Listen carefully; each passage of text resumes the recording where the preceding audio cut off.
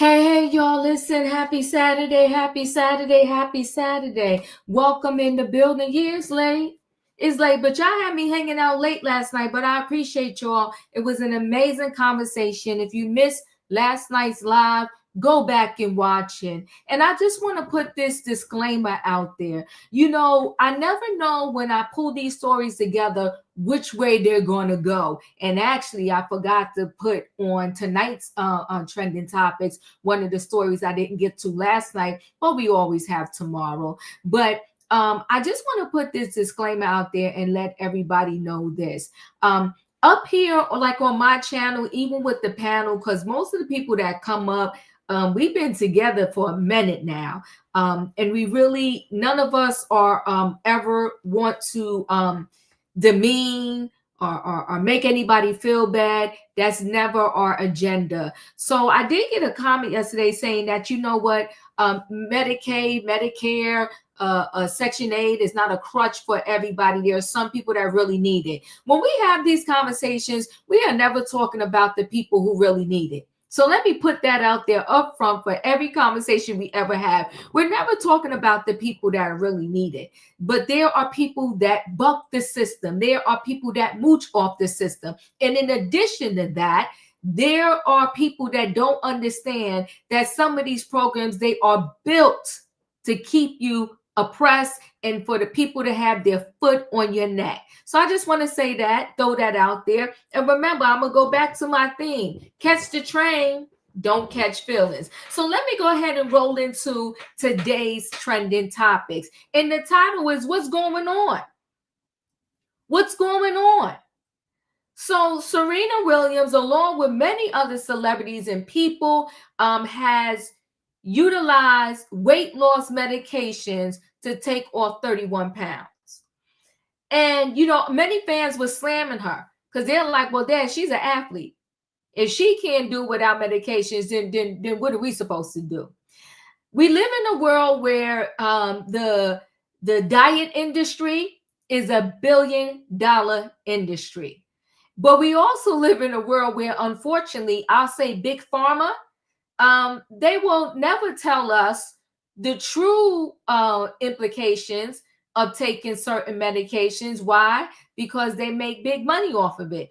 And they make so much money that even every now and then if somebody sues them and that person wins or they pay that person off, it's a drop in the bucket to them.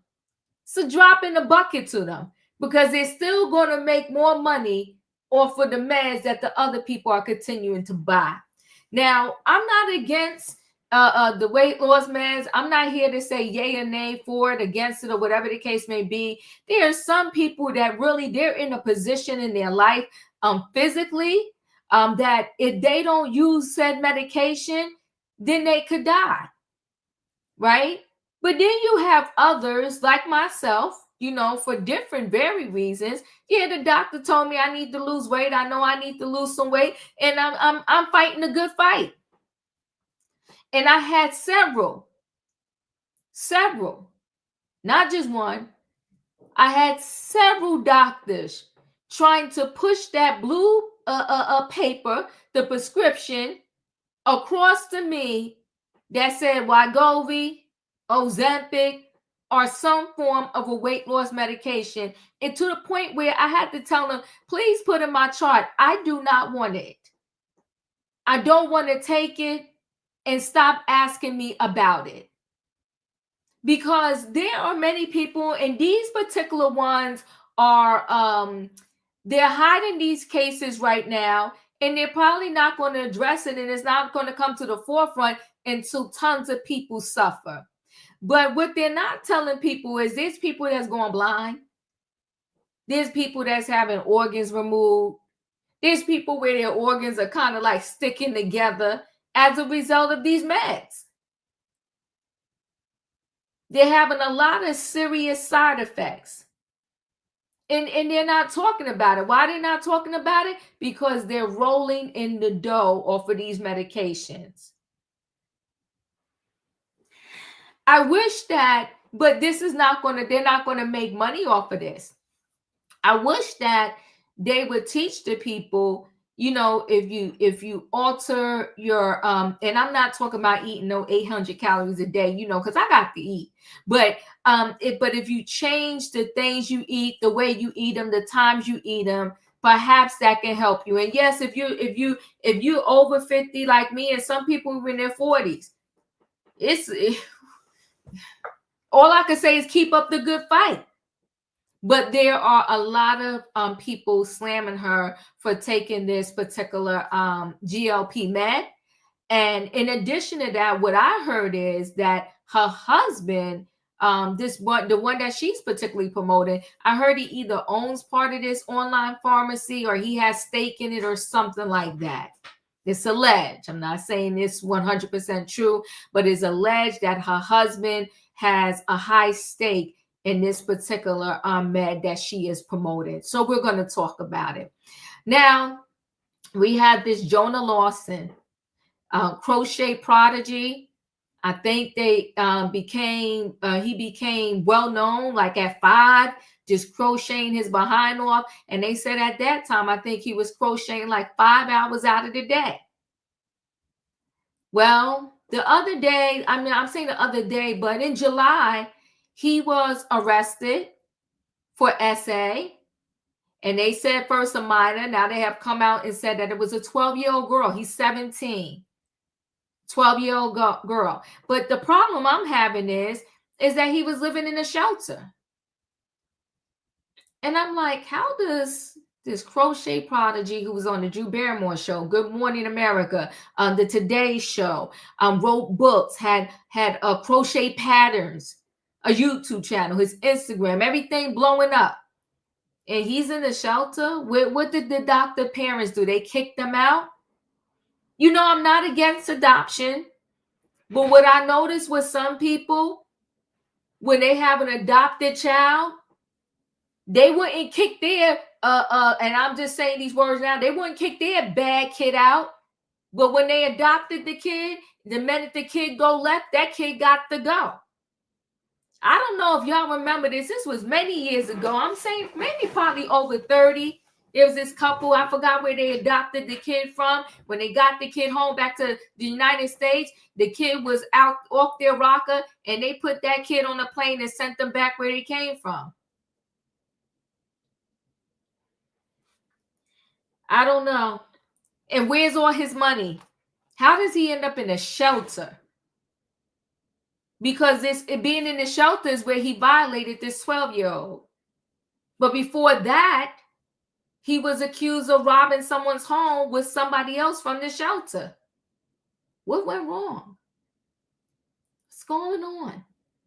We're going to talk about it. And the last story we're going to address is the Menendez brothers. You know, I think it was in 88 or something like that. They took their parents' lives. And it was a bloodbath. A literal bloodbath. And they did many movies on the Menendez brothers. I remember the one I watched that Lifetime did it. You know, Lifetime is good for them true stories. And it was a bloodbath. Then after the fact, they wanted to claim where their parents was abusing them, this, that, and the other. But they was both over 18 when they did this. And at that point, if you over 18 and your parents are abusive, move. Go live in a studio apartment. But no, you wanted to live the high life. You wanted their money. So you took their lives and now they want out of jail. But we're going to talk about it because y'all got to let me know, do you think they deserve parole after all of this time? Yeah, menopause is a beast. She nasty. She real nasty. But me and her fighting right now. And she won a lot of rounds, but I think I'm starting to win. She gave me some black eyes. She gave me some bruises. But menopause ain't going to win this thing. I'm going to win. But listen, guys, y'all know what time it is. Y'all know what I need in the chat. I need a what? I need a choo-choo. All aboard, everybody. It is Saturday night trending topics, and we got stuff to talk about. The title is called What's going on? Serena Williams, they slamming her. Jonah Larson faces up to 40 years behind bars if he is found guilty. And we got the Menendez brothers. Let me bring the people on in the building. Hold on one second. Hey, Felicia. Hey, Savannah. Hey, Diva. Hey. Okay. Listen, y'all. I'm gonna go ahead and get right into this story. You know what? Let's first do this Jonah Larson story. I think it's super sad. I'm feeling like the adopted parents abandoning him. It's insane. But we're gonna go back in memory before this situation happened, just to remind everybody of who he is. This is when he was younger. He is 17 now. I think this is the one I want. I hope so. I think it is. Okay. 11-year-old Jonah Larson is a self-taught crochet prodigy. But the path to finding his passion wasn't easy. Born in Ethiopia, Jonah spent the first 5 months of his life in an orphanage. In 2008, Jen and Chris Larson adopted Jonah. Early on, doctors told the Larsons that Jonah may have developmental delays. He was very ill, and we brought him back, and he's like a little miracle child. His parents say by the time he was 3, he was already reading. Then, when he turned 5, Jonah discovered a crochet hook and learned intricate patterns from YouTube videos. By the time he was 7, he was making Afghans. I think I've made around 100 Afghans. Jonah picks up the crochet hook as soon as he gets home from school. And we talk about the day and behaviors, and it is a good time to talk about values. Jen believes crocheting helped Jonah work through some discipline issues at school. I talked too much, interrupted, didn't let other people complete their work. A teacher suggested he bring his crochet to class to keep him focused. After he started crocheting at school, we never received a phone call again. After a local newspaper story about Jonah's passion for crochet went viral, his older brother Leif then helped him start a YouTube channel. It's Jonah, and I'm starting my own YouTube channel thanks to all of you who keep asking for it. Jonah says he donates most of his work to charity and raises money for the orphanage in Ethiopia. I see crochet as a positive way to bring the world together, and it's just a craft that everybody comes together and enjoys. Oh, and we have Jonah Larson here with his mom, Jennifer. Good morning to both of you guys. Good morning to you. I love your energy so much I could cry. Thank you so much. So I saw him in the concourse and he had this cute jacket. I said, oh, I want one of those. And his mom said, oh, I have another one. Oh. So I'm wearing it. It's got his little stamps on it and signature. We'll get into that in just a moment. But let's start with, do you remember the first time you started to crochet? What was it about it that just pulled you into it? It was the motion of putting my hook through the yarn and sliding through all the loops that just kept me to it, and it was quite fun too. We should note that he's been doing this for the last 2 minutes, like without even looking at his hands. Like it's second nature to him. I mean, obviously you're a speed crocheter. How long would it take you to make I don't know, like a hat or a scarf? I can make a hat in 46 minutes. 46 minutes. Not 45, 46. What are you making right now? Right now I'm just crocheting back and forth. Just doing it. I'm trying to follow what you're doing, but you're doing it so fast. I can't even figure out what you're doing. Look at these little booties. You made these for little Hoda's daughter? Wait. Yep. Yes, I heard she adopted, so I made some baby booties for her daughter. Obviously, that resonates with you, right, about being adopted? Yes, since I was once an orphan, and her adopting is just really close to my heart, so I made those for her. Jennifer, here's the thing. This is a passion that you thought would subside. You didn't think this was something that he would probably stick with all these years. I didn't. Like my other children, first they were into trains, and then they were into pirates, and on and on. And with Jonah, I thought, yeah, give him a few months. And he'll go on to something else, and he didn't. He just kept advancing. I'm sorry, guys.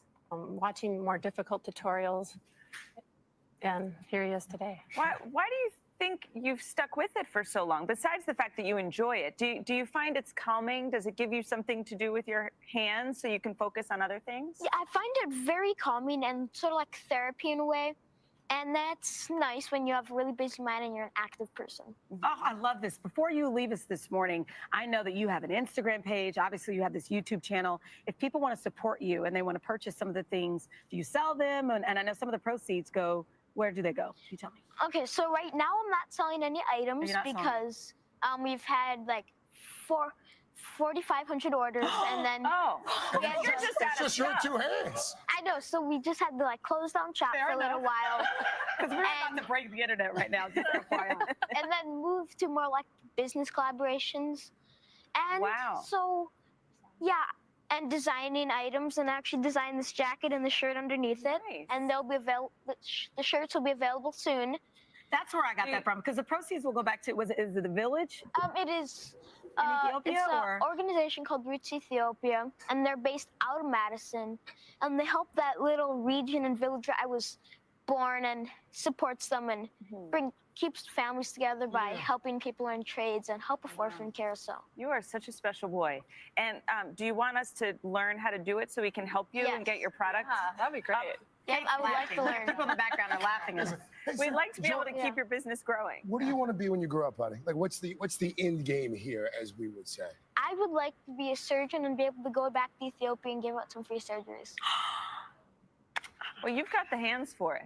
I mean, clearly. And you've got the heart for it. You've got too. the heart Thank for it. you so much for that, Oh, too. I'm in love. Okay, before we go to break, just really quickly, what do we have to do? You're doing like How do you? Are you Why- showing Why us are you these even loops? trying? No, I want to learn. Is it two Come on, loops Jonah, or you can three? show us. How do we do it? Okay, but right before I get on that, I just gotta say, do the you wanna person who helped me design these is a celebrity designer named Daniel Sheehan, and he's really helped me along this path and journey. I love it. It says Jonah's hands on there. Isn't that cute? This is his favorite blanket. We're Yes. told. Why is this your favorite? I really love like how lacy it is, and I just love the colors with like the citrus colors and like beautiful sunsets. And the I love quality of it. I mean, I'm looking for a single mistake, and there's just not a mistake in this thing. I know you're not selling anymore, but can I buy something? Yeah, how can maybe we support you? just we'll talk offline because We want to support you. Well, you could donate to my GoFundMe for Roots Ethiopia, because I have GoFundMe up for that, and currently we're at like $17,000. That's great. You must be so proud. We have to go. I'm going to learn how to crochet. I'm not giving up. We'll be right back. I love you. So we were there, and I don't know what happened that we got here. So let me share screen again. Hold on one second. Okay.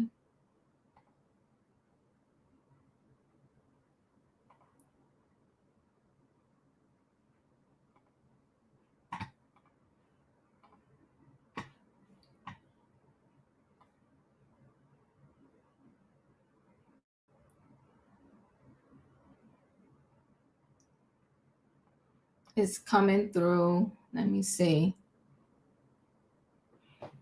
So update, crocheting prodigy Jonah Larson charged with SA of a 12-year-old.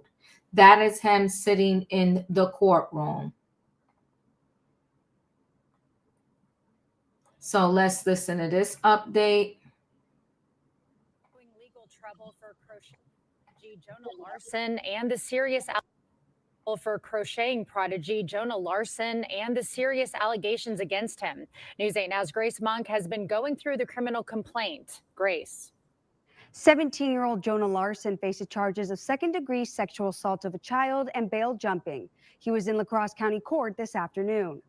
According to the complaint, Larson allegedly sexually assaulted a 12-year-old girl at Rhymes Youth Shelter on July 23rd.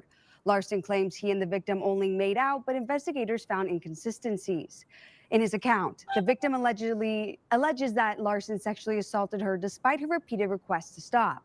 And it was the second time he reportedly assaulted her. The complaint reveals that Larson is also facing criminal damage to property and criminal trespassing charges in a separate case. Larson gained fame as a child for his crocheting skills. He's currently out on a $5,000 signature bond. If convicted, Larson could face up to 40 years in prison and a $100,000 fine. His next court appearance is set for September 3rd. So the brief, 17-year-old Jonah Larson faces charges of second-degree SA of a child and bail jumping following an incident at Lacrosse Youth Facility. The victim, a 12-year-old girl, told investigators Lawson forced her against the wall and SA'd her despite her repeated requests to stop. Lawson, who gained fame as a child for his crocheting skills and built hundreds of thousands of social media followers, was arrested in July and is out on $5,000 bond.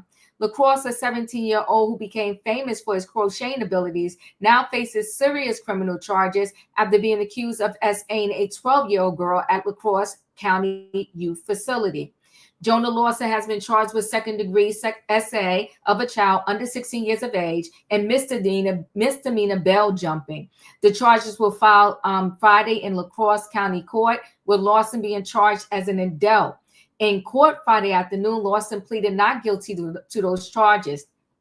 According to criminal complaint, the incident occurred on July 23rd at Rhymes, Lacrosse, a 24-hour youth shelter where Larson had been living since May. The victim, identified in court documents as a 12-year-old girl, told investigators that Larson entered her bedroom around midnight and forced her against the wall. The girl told a forensic interviewer that Larson grabbed her by the shoulders, pushed her against the wall, and SA'd her despite her repeated requests for him to stop.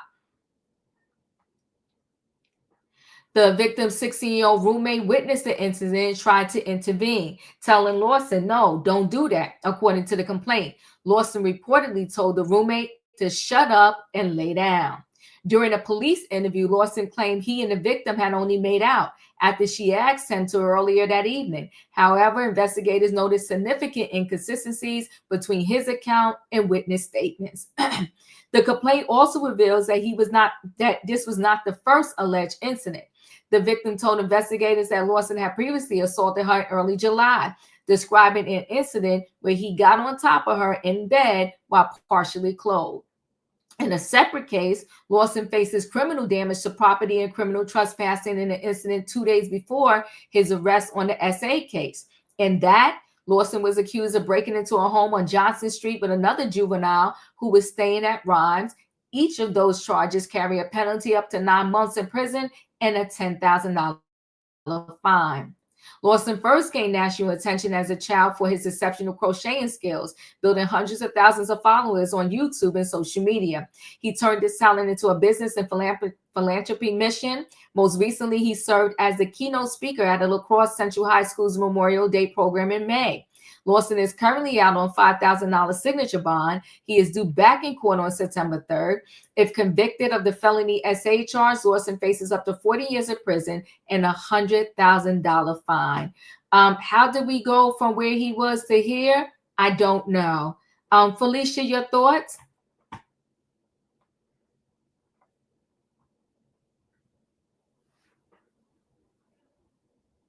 Felicia, are you there? Okay, we might have lost Felicia. Katrina, your thoughts? Hey Diva, hey Pound, hey Cat. I think this child needs some mental health. I do. I think I can't remember the cause of the disorder where you always moving your hands. It's something with your brain. I can't remember it. But either way, where's the people that's over the shelter that these kids can roam the hallways at 12 o'clock? Come on now. What is it? Hello. That's what I want to know. And then they said it's not the first time, it's the second time. So she didn't report the first time and they didn't do anything about it. She said this was the second time. And the person in the bed, he told them to lay back down. This is a freaky story to me because for one thing, I'm trying to figure out what was the people that's supposed to be watching them, why he did this twice, why is he in a shelter? Like you said, what happened to his money? He was donating the money for Ethiopia and stuff like that, but the parents had to be the one to send it over there. So did they send the money? Did they use him and realize that, okay, well, he's this type of person. We got to get him out this house because it's not making you 17 years old and you're in a shelter. What happened to these people supposed to be your guardians? These people supposed to be your family. These people supposed to be your parents. And they didn't try to seek to get you help. And I'm not saying that they didn't. But they brought you on TV and exploited you on TV doing crochets. So where was the help for him when they know that he had a mental problem? Because if he didn't, he wouldn't have been crocheting inside the classroom. They know he had an anger problem. So why didn't y'all address that then, instead of giving him a crochet and having him doing needlework in classroom? Why didn't you take him for counseling and discuss what's going on inside of him internally, instead of putting him in letting him grow up and y'all making money off of him, or he's doing this, he's on this TV, he's doing how many done crochets? Do you know how much time that is? This is ridiculous. I'm not saying that this thing that he did is correct. Don't get that. Don't get that twisted. That's not what I'm saying. I'm thinking he needed mental health. He needed counseling ever since he was a young child, and he never got that. They neglect that, but they brought him on TV to show that he can do some crochets. When you should have had him in counseling, talking out his problem, talking what's making you so angry, what's causing all this. Y'all didn't do none of that. You failed him, and I'm not saying that what he did in the center is correct. Don't get me wrong. Don't ever think I'm saying that. But the people at the center failed him as well, because this girl said this happened twice. Then he's up at 12 o'clock. So where y'all? I'm gonna stop. So where they at? It's a lot of people that failed him, and I'm saying that he's old enough, but I don't think he has the mental capacity to know actually like how to go through the world. Cause I'm not getting it. Cause this child was already had a problem already, and they didn't do nothing but gave him a crochet needle and a done yarn ball. That's what they did for him. This is ridiculous. Uh, I don't know what to say about this, because what he did is wrong. It's wrong on all different types of levels. But maybe if they would have helped him, they would have actually helped the girl that was in the center. Maybe he wouldn't went that route. And I'm not saying that he would have went that route, but I'm thinking that he should have got some type of counseling. But that's all I got. Thank you. I appreciate you. And I think in hindsight, when you see that interview with him younger on the Today Show, he was a little off. This is sad. Savannah, your thoughts? I agree, Diva. I think this started way back when, he was being hailed as this young prodigy, crocheting, and I think something happened in this house, and there's something with these parents that, to me, that's where it goes off. Like, I'm not understanding how this young man, how he got to where he is. He wanted to be a surgeon. I remember him speaking about how he wanted to be a doctor and help the people of his country. And he was very articulate, but I think there was something behind those eyes, that smile, that just didn't seem right. And it just felt like something happened in this house for him to be in, because I think he went to a mental health facility at a young age. This wasn't his first time being in a clinic, and it's unfortunate that the 12-year-old, and he took advantage and did.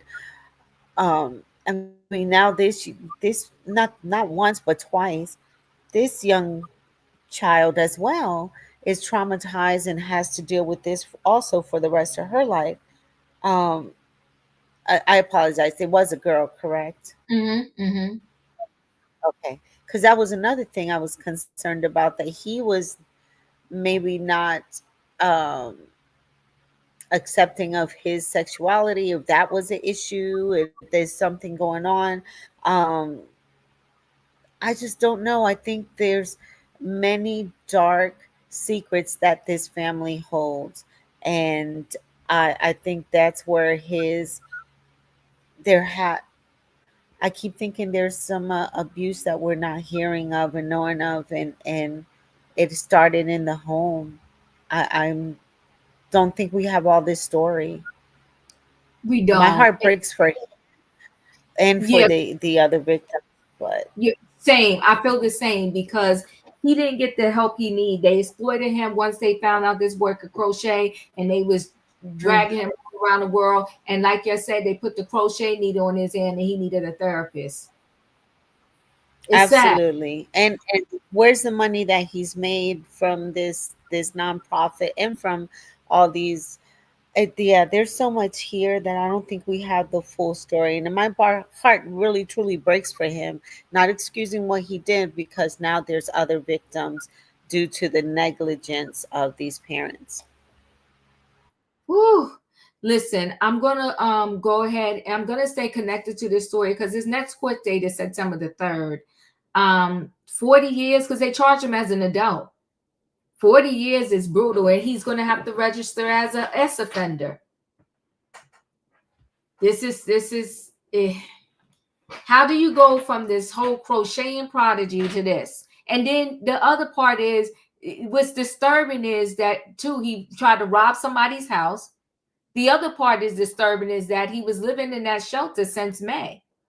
So how did he end up there and why? Exactly. That's where all my questions come, because he's been acting out for quite some time against what? That's what we don't know what is, because these parents are very religious in their, I don't know if it's Mormon or but they're very religious, and I feel that from the stories that I've seen, that this young man was probably struggling with his sexual identity, and the parents had an issue. I don't know. I think there's some secrets that the parents hold. Yeah, something in the water is not clean, so to speak. It's very sad. So I'll stay connected to the story and continue to give updates. I'm gonna go ahead and roll into the next story now. And the next story we'll do the Serena Williams story, where pretty much the people they're coming at her neck because she is promoting and she utilized this weight loss med. Let's take a listen. Is Roe. I'm Serena Williams, and I'm a real Roe member. Yes, I'm on Roe. They say GLP-1s for weight loss is a shortcut. It's not. It's science. After kids, it's the medicine my body needed. GLP-1s helped me lose 31 pounds. One app to hit my goals. This is healthcare. This is Roe. I'm Serena Williams, and I'm a real Roe member. So Roe is an online, pharmacy. And like I said, it's alleged that her husband has connections with Roe, the online pharmacy, or something like that. But the fans are upset with her for promoting this and using it. Let's get into this. Let me see. So fans slam Serena Williams for pushing dangerous agenda with weight loss medication admission. Very disappointing. Hold on. Let's go up. Williams is opening up about her health journey and revealing the role weight loss medication has played in her transformation. The 23-time Grand Slam champion told People she's lost more than 30 pounds with the help of a GLP-1 prescription. At 43, Serena says she feels light physically and light mentally and more energized than ever. Her struggle with weight began back in 2017 after giving birth to her first daughter, Olympia, via emergency C-section. Despite training hard and sticking to a healthy diet, Serena admitted she couldn't get back to the weight she needed, something that left her frustrated after a career built on hard work and discipline. Following the birth of her second daughter, Adira, in 2023, she dropped the baby weight in just 2 weeks, but then the scale wouldn't budge. That's when she started researching GLP-1 medications. After carefully weighing the pros and cons, she began treatment 6 weeks postpartum and says the results have been life-changing: more energy, less joint pain, and an easier time staying active. Serena has also been vocal about embracing self-love at every stage. Last year, she shared a photo celebrating her postpartum body, reminding fans that loving yourself is essential.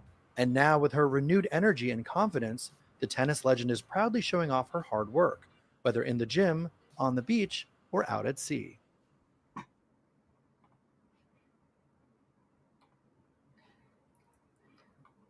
All right. So fans expressed their Fans expressed their disappointment in Serena after she revealed she lost more than 30 pounds with the help of the weight loss medication.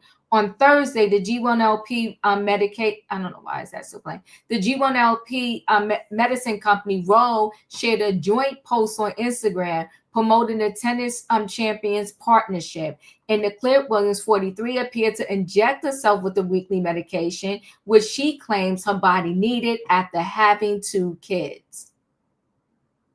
Fans took to the comment section to express their disdain with the athlete's choice to use the drugs to achieve her current body. As an athlete and an influencer, it's a shame that you're reiterating the narrative that you need to take medication to be healthy and achieve an acceptable standard of beauty. This video made me really sad and disappointed, wrote one user.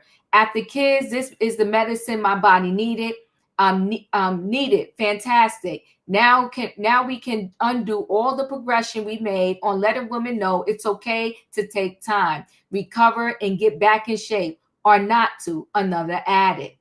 The messaging here is so wrong coming from an athlete like her and very dangerous for society, commented a third person.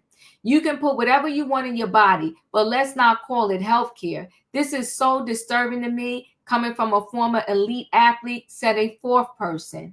A fifth person claimed Williams is sending a terrible message to our youth, especially female athletes. Page 6 reached out to Williams' rep for a comment, but did not immediately hear back. Earlier this week, the mom of 2 shocked fans when she revealed she was the latest celebrity to use weight loss drugs. I feel great, she told people. I feel really good and healthy. I feel light physically and light mentally. Williams explained that she began having weight struggles in 2017 after giving birth to her eldest daughter, Alexa Olympia, via an emergency C-section.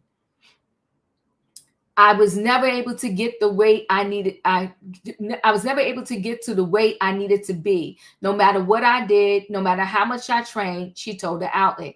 It was crazy because I'd never been in a place like that in my life where I worked so hard, ate so healthy, and could never get down to where I needed to be at. The 4-time Olympic gold medalist said she researched Roe and decided to move forward with the weekly ingestion 6 months after her second daughter, Adara, was born in August 2023. Oh,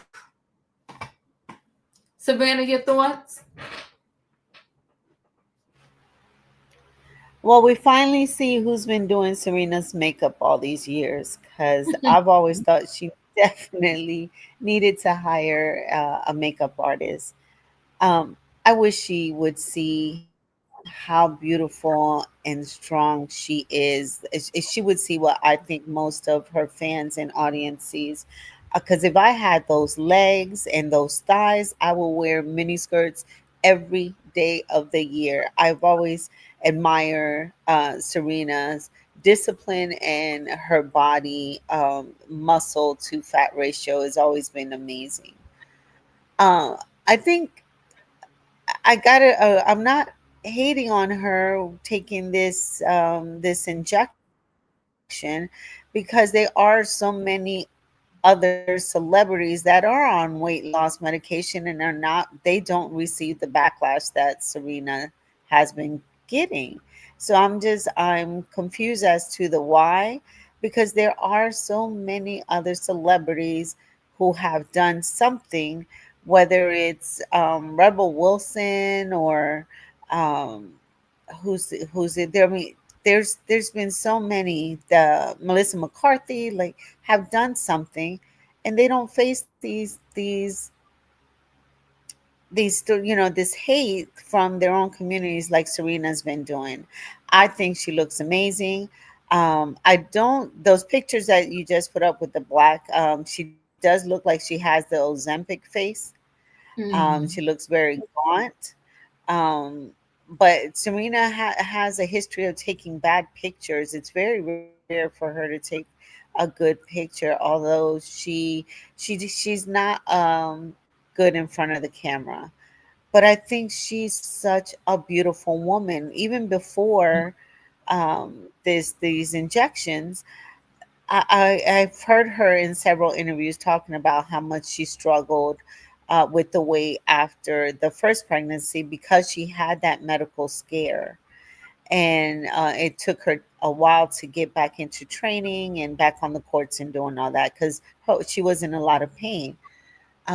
So I've just always known Serena's going to bounce back, and she looks great to me. I don't, I'm not hating on her for taking this. If it's her body, as long as she doesn't overdo it, I'm okay with it. I know many people in my circles that take these type of injections. Yeah. I heard that it is a lifetime commitment because once you come off, sometimes like it's just chaos from there. Felicia, your thoughts? Okay, so happy weekend, everyone. I don't really know what my thoughts are. She just looks, her body, in my opinion, looks very different. It doesn't look like the athletic body at all. It almost looks like if she broke down the mass and the muscle, and now she has just a little bit of fat. She just looks very different physically. And I noticed on the train that there was also an ad with her injecting herself and Charles Barkley injecting himself. And I'm saying, what is it? Is it a cultural collective that it's okay for Black people, Black American people, just be injecting themselves with dope? Why is it? If you have to prick yourself, or someone pricks you for a sample of your blood, we don't like it. But here we are on a national media campaign showing people, oh, just do this, just do that. And we're also influencing our children. So I don't appreciate it. I don't appreciate it. If she wanted to go do something differently, why did she have to embrace an ad campaign? Is she without resources? Is she lacking funds? Does she need the attention? I'm not really certain. She could have done it privately. She didn't have to use her fame and her position and the love that so many people have for her to do this. This to me is very much like what Oprah did. And Oprah has been out of good graces since then. She lied on one side and was injecting herself on the other so that when she did her movie premiere, she could give a certain look. When are we going to be enough? When is who we are going to be enough? Too many decades I had to hear about, oh, fat Black girls are happy. Now they ain't so happy. Fat Black women with big butts are just thrilled. Oh no, now it's got to be bigger. We're just never happy. At least that's what the media says. We're not happy. We're not satisfied. We're not worthy. All we do, and we're still not loved. And I'm frustrated by it. You have two beautiful children. You have a husband who supports you and loves you, cares for you, and this is the best you can give back is an ad campaign with you shooting something in your arm? Because I've seen it. I've seen it. I'm really disappointed in her. I'm done. Yeah, I'm disappointed too. And yes, okay, well, thank you, Measured Man. Yeah, her husband has owned 75% of the company. You know what? My prayer is though, for all of them, for everyone that uses this, that they're not impacted by these side effects. And I pray that when they come off, that they don't go back up in weight. Katrina, your thoughts? Yeah, the side effect of this medicine is I've seen what they call it, paralysis, where their digestive system is not moving. The laxative the Walmart had to restock laxatives on top of laxatives. It sometimes causes blindness. Okay, I'm thin, but now I can't see myself being thin because I'm blind. With that, she said she worked out and all that type of stuff, and she couldn't get down her weight. But she should know herself that if she's training and what she's doing is building muscle, and everybody know that muscle weigh more than fat. So what this medicine do is go in and break down the muscle. So you actually think that you're losing weight, but the fat is still there. It's breaking it down. So if you losing mass in your in the muscle is going to show that it's going weaker, it's going lower. So that's why her face looked that way, because she's losing the muscle tone in there. The muscles is leaving. You have to go to the gym, eat a lot of protein and all that, so your face would not look that way. But for her to be up here, and like we said, we got men's promoting this stuff too, Charles Barkley and them, all them promoting this stuff too, all these other people promoting this stuff. But if she was training, I know it's hard to lose weight over the age of 50, and she's not even 50 yet. But my thing is, if she would have stayed doing her cardio, weightlifting, all that, and if you breastfeed a child, you lose that weight, right? I mean, it don't come all the way off, but most of the time when you breastfeed, the weight comes out because you end up looking like a prune because the baby been sucked everything out of you. But like I said, it's a lot of things goes along with this medication. And I'm not telling nobody not to take it. It's their body. They do what you want to do. But do your research on it, because Lily and the other people, only thing they're thinking about is making that bottom dollar. And every time these doctors write these prescriptions for you, he's getting the kickback off these prescriptions that he's writing for you. Some of them be lying to the pharmaceutical company, so or to your insurance, just so you could get the medicine. So just be aware. I'm not telling nobody what not to do with their body, what not to get, or all that type of stuff. But my thing is, and yes, once you do stop taking it, if your mental status is not there, the weight gonna come back on you anyway. So just be aware. $1,000 for some shots. Just I would do the gym, eat healthy, walk 30 minutes a day will help you. You won't think that 30 minutes not going to help you, but it really helps you. 30 minutes a day helps you release stress and lose weight. And she said she was worried about her weight, and you have to think of this. You have to think of this too. When you're stressing about something, the weight is not going to come off like that because you're stressing about it. So, like I said, all you got to do is do your research. If that's what you want to do, you do it. I'm not stopping nobody from doing it. I'm just saying be careful on how you do it and when you do it. That's all I got. Yeah, Serena said Oprah years ago she wanted to be skinny at that time, like Venus, but knew it wasn't her true body type. Right. That's why you have to eat right and exercise, or you'll blow up after you get off the shots. Listen, I think it's just, as much as we don't want to address it, society gives these mixed messages about our bodies. And I'm not saying it's easy, but that's why you have to be tuned into self and figure out a way that you best can be tuned into self, because the world will have you all over the place. Okay. You got these people, saying 1 minute, you like Felicia said, you got to have a big booty, big lips, and they got you injecting stuff in your booty and your lips. You have people dying, just leaving the country to go get these BBLs, these mommy makeovers, and go back to the times where, we just did things differently. I'm trying to make sure I use the right words. Now, so when the way my mother was taught about pregnancy, but we can't seem to do that now. That after you literally after that baby dropped out of you, they wore girdles. I don't know if anybody know what I'm talking about here. They wore girdles to hold you in, and that helped, to flatten back your stomach after you gave birth to the baby. Listen, I can't stand to be confined. I don't like Spanx. I don't wear it. I wear a lot of A-line stuff.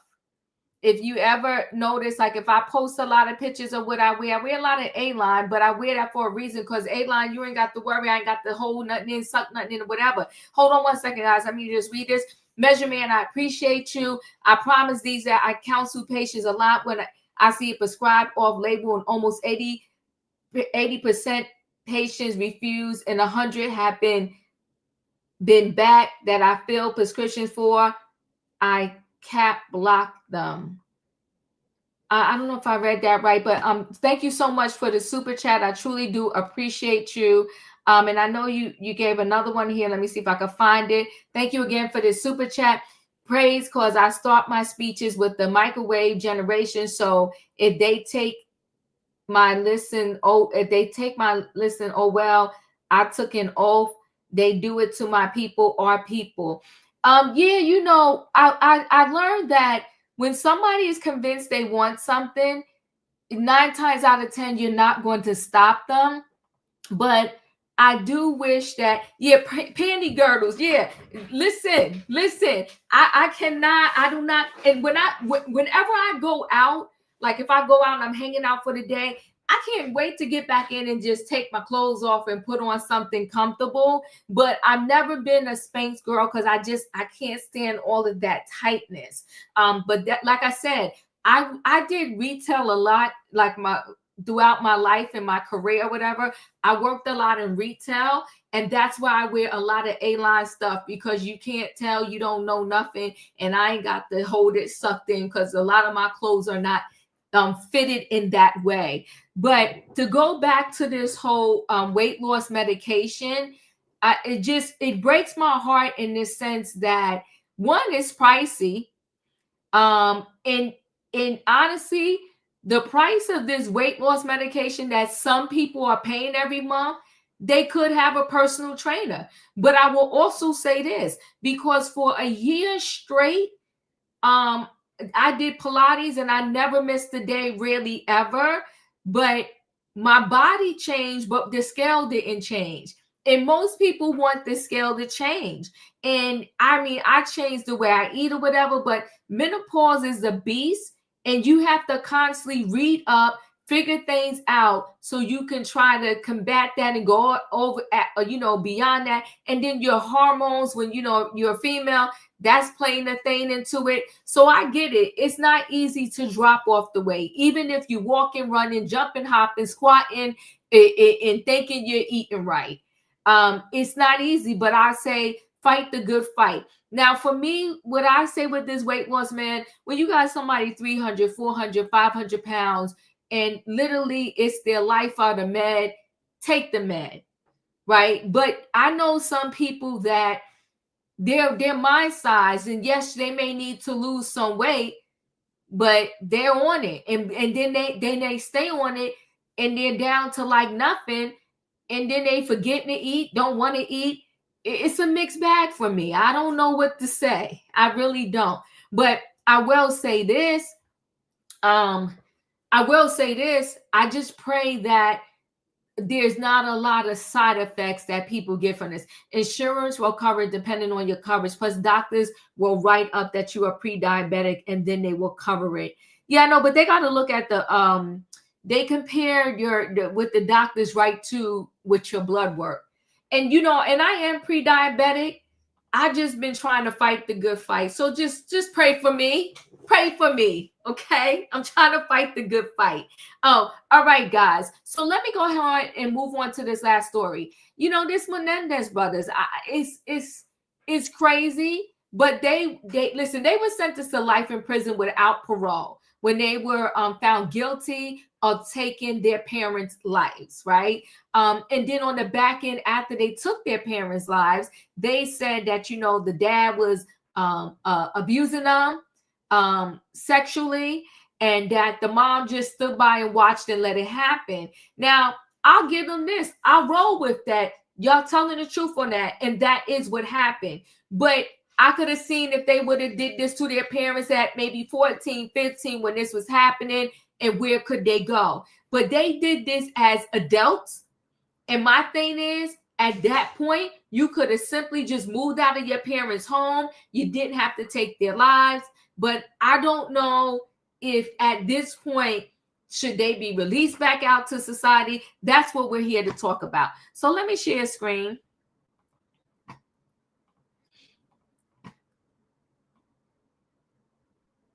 So Menendez brothers, their lawyer says the parole hearing was rigged.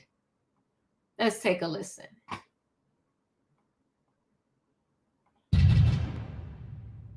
It was obviously rigged. Anybody who watched it, talk to any, don't believe me, talk to any of the family members. The only person who attended that hearing who didn't think it was rigged was the DA's office. And you want to know the truth? If you got them, and there was only one DA present at each hearing, so only two others. If you got them and injected them with truth serum, they would admit it was rigged too. If the public saw the shenanigans that were happening during these hearings, there would be a revolution. Nobody would believe that this star chamber was happening in the US in 2025. It was unbelievable what a just show this was for these people to be conducting and to be so ill-prepared, so out to lunch. And I should have known. It's really my fault. This is on me. One of the commissioners during Lyle's actually likened cell phone activity to cell phone usage to gang activity, which has got to be the height of hypocrisy. And talking about how it threatens correctional officers. Let me explain something to you as to how hypocritical and how outrageous this is. First of all, they have tablets, they've got phones, and they pay for minutes. I have to pay for Get GTL. The only person who doesn't profit or gets impacted financially by cell phone usage in the prisons is the for-profit suppliers, number one. Number two, how do you think these cell phones get into the prisons? Do you think drones come by and drop them in? Or do you think guards smuggle them in and sell them to the inmates? I mean, is that what happened with Erik and Lyle?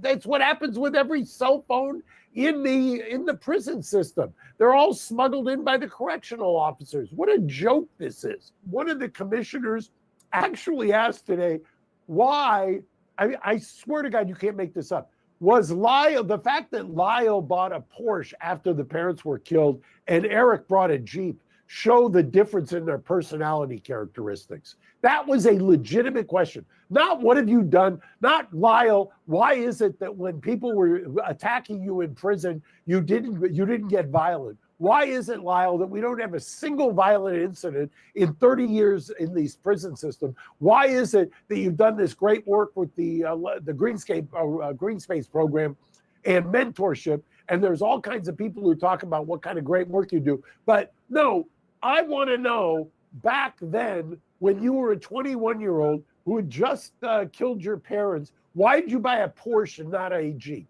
That was a legit, serious question. That's why they didn't want this to be public, because if the public saw this, they would just be beyond themselves. So the California Parole Board was more of a kangaroo court, and the entire hearing was rigged against Erik and Lyle Menendez, so claims their lawyer, Mark Garagos. Garagos was hot under the collar on the Two Angry Men podcast recorded late Friday, saying the board had it out for Erik and Lyle from the jump. Garagos groused the board ignored the good deeds of Erik and Lyle and focused on ridiculous infractions that meant nothing in order to justify its decision. For example, Garagos scoffed at the board making a huge deal that both Erik and Lyle had contraband cell phones. The board said it showed the brothers were still a threat, but Garagos said the way prisoners get these phones is by prison guards selling them to the inmates. And I agree, and that's a major problem. He called the hearings a S show and vowed to appeal to Governor Newsom to overrule the parole board. By the way, one of the commissioners who voted against parole felt differently about another inmate earlier this year. He voted to parole Shahan, who in the recent years denied he assassinated Senator Robert F. Kennedy. Savannah, your thoughts?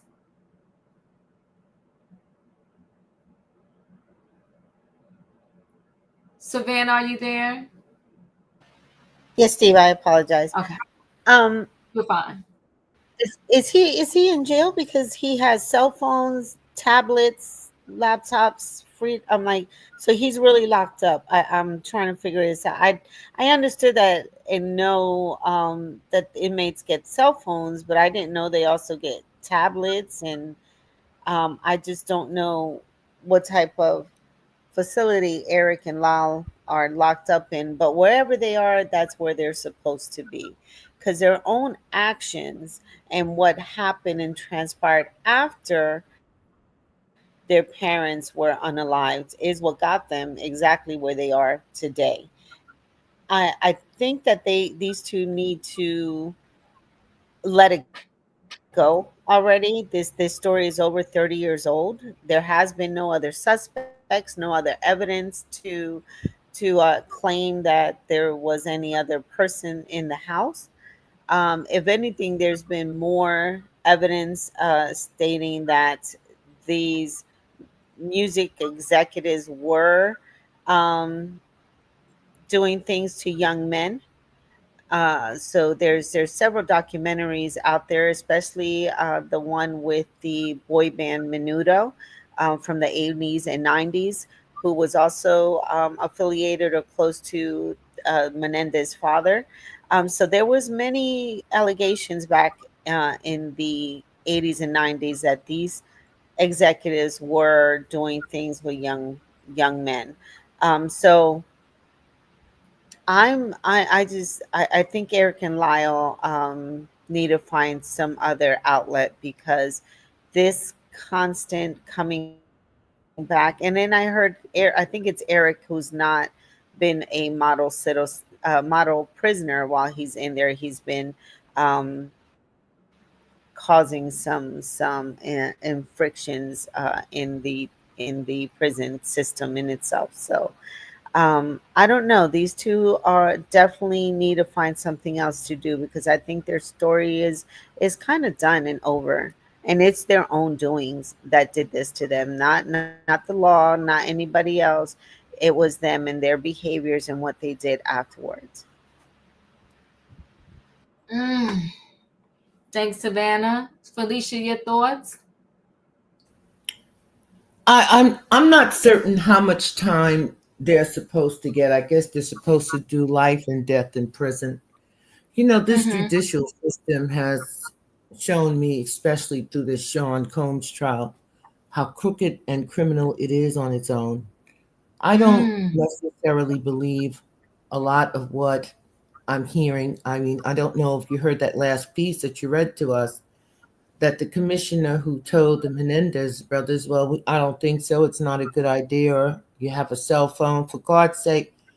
I remember Mark Angafalo telling us about the cell phone that Mr. Combs had in jail. I think he had two, and all the calls he was getting, and then he even did a birthday video. So we know from that experience that it's common to have these things. I remember during the John Gotti years, they would talk about all the so-called comforts John Gotti would have behind bars. So these conversations are just like every other inequity in this society. Some people don't get minimum health care. They don't even get a clean cell, and others get all kinds of other amenities, like Ghislaine Maxwell. She's now in a semi, well, it's not a prison. It's almost like a halfway house for her, and she will soon be released. I think we need to take a page out of our own spaces in our own lives and ask, how many years of incarceration do you really want a person to endure where they're not getting counseling, therapy, or do we believe people can be rehabilitated, and are we being fair about it? I think 30 years is a long time. Those people been dead. They're not coming back. These brothers seem to annoy some of us because they keep asking. Mr. Combs annoys people because he keeps asking. Well, when you're locked up, you keep asking about your freedom. And I encourage them to keep fighting and to keep asking, because those of us on this side really don't know what they're dealing with. And what happened in that parole board meeting, He says, well, it was a kangaroo court. They should put cameras in some of these rooms so we can see and we can hear for ourselves. Because if it wasn't for the content creators out on the street and in that heat and in that rain, and for the people who were covering the Sean Combs trial, we would be having a whole different conversation today. That's facts. About who Mr. Combs would be. So that's facts. That, you know, and now that you say that and bring that point up, Felicia, I will say this. They depend upon that, like the lawyer said. Of course, you know, they're saying all this craziness because, you know, there's no cameras in that courtroom. So it would be up to whoever was in there to come out and say what they had to say. But if you're one to feel that, yeah, they shouldn't have got out, you're probably not going to come and report the nonsense and the circus that happened in that parole hearing. And, you know, he made a very good point. Drones are not dropping these cell phones in the jail. So why don't you address these crooked correctional officers who's bringing in the substances and bringing in the cell phones and bringing all of this into the prison and selling it and making a profit off of it? So the whole thing is corrupt. And they want to judge the people who got a sentence, and they ain't no better when you bring it in contraband and then selling it. They're not any better when you sleeping with the inmates. So I do agree with you. This whole system needs to be revamped. It needs to be some true counseling, because even me, like just say if I was sentenced to 15 years, so I get to come out. When I come out, you want me to come out as a crazy person? Give me some counseling. Give me the tools so that when I'm reintroduced into society, I can be a productive member of society. Katrina, your thoughts? Yeah, I'm on the fence with this one. I get what y'all are saying. I do. Because I'm not behind those bars. I'm not looking up at the ceiling. I thought they said that he was counseling people. They had programs going on. Because that's what we got before. And now they're saying he broke the law for a cell phone. Do you know how many people in prison have cell phones that's on dating apps? So somebody got them cell phones some kind of way.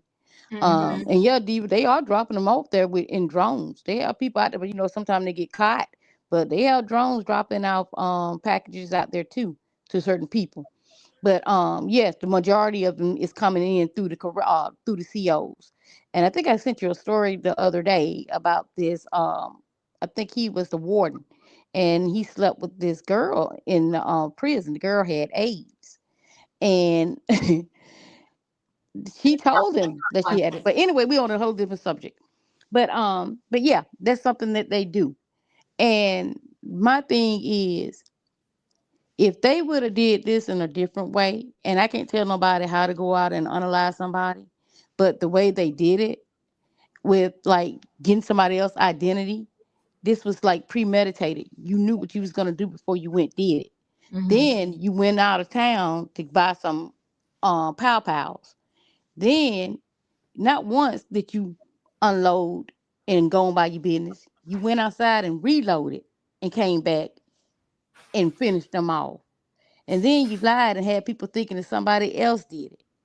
And after that, you went out, bought condos, cars, watches. I mean, you not showing no type of remorse.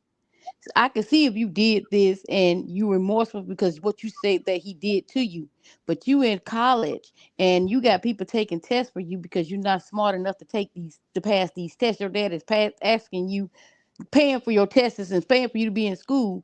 He's doing all this for you, and you're not doing what you're supposed to be doing in school.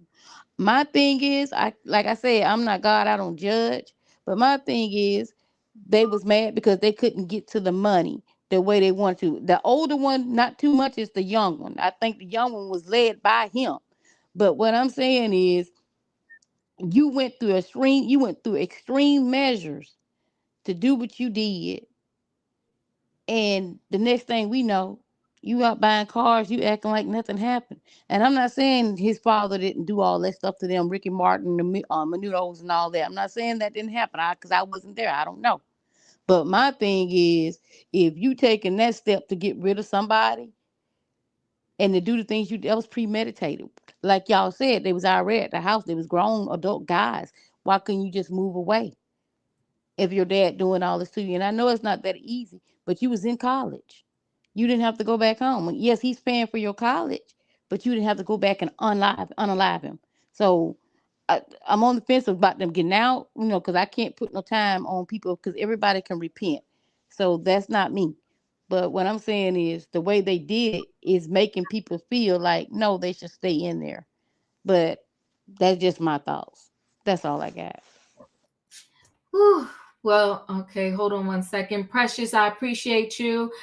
They do need to address the correctional officers, Eva. Thank you so much for the super chat. Much appreciated. Paige, thank you so much for the super sticker. I truly appreciate it. And I appreciate y'all for hanging out with me on this, Saturday night.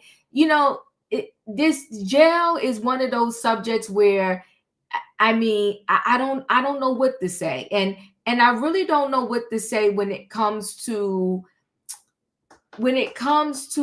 taking someone's life. I really don't know what to say. It's just it's the hardest thing for me to even address and to say.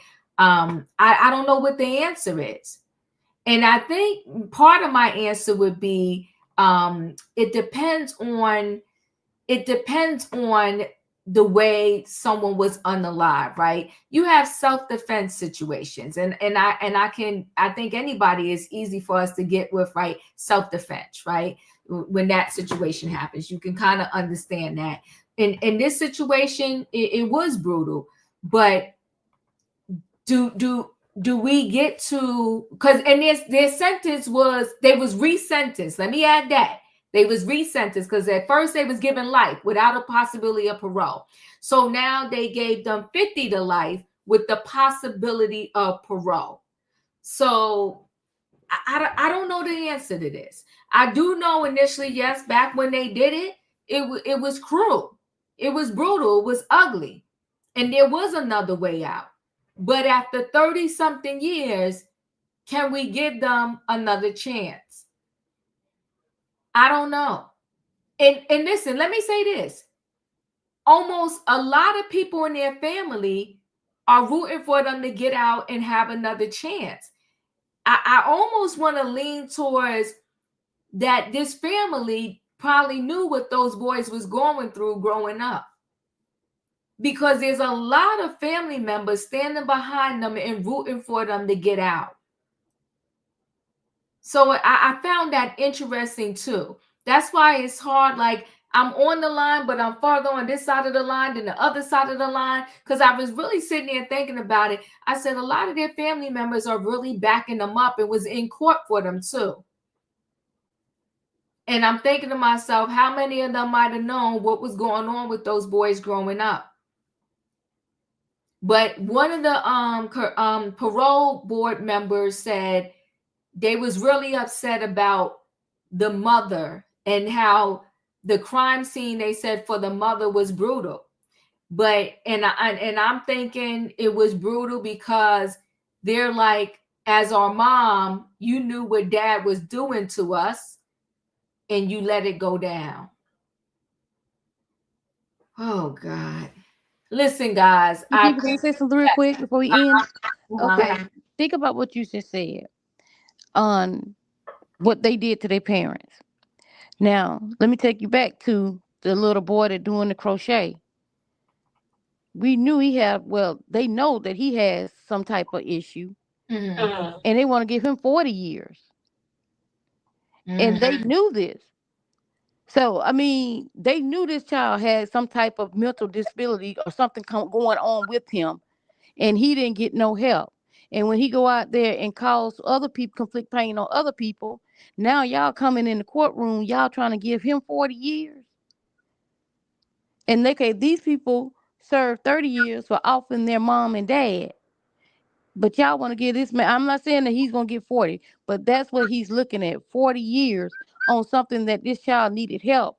and y'all didn't even give him no help for.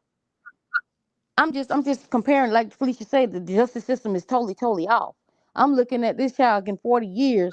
Nobody tried to help him. The parents put him in he in a shelter and out by himself because he don't have any family members, nobody around him.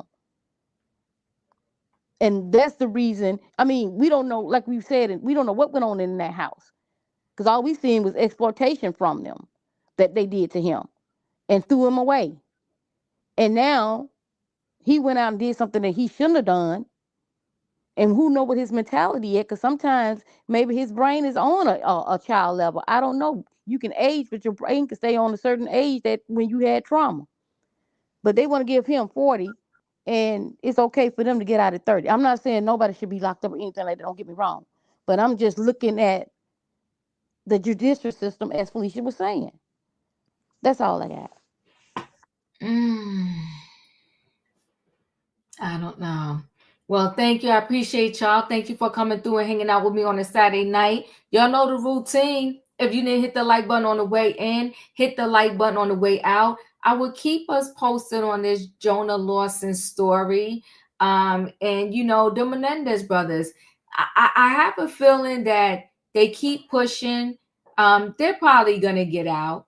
And the only hope I have is when they get out that they'll be able to acclimate back into society and, you know, kind of stay out of trouble. Because when they went in, a lot has gone down and changed in this world since the moment they went in up until now. Listen, guys, again, thank you so much. Good night and goodbye. Choo, choo. Choo, choo, choo.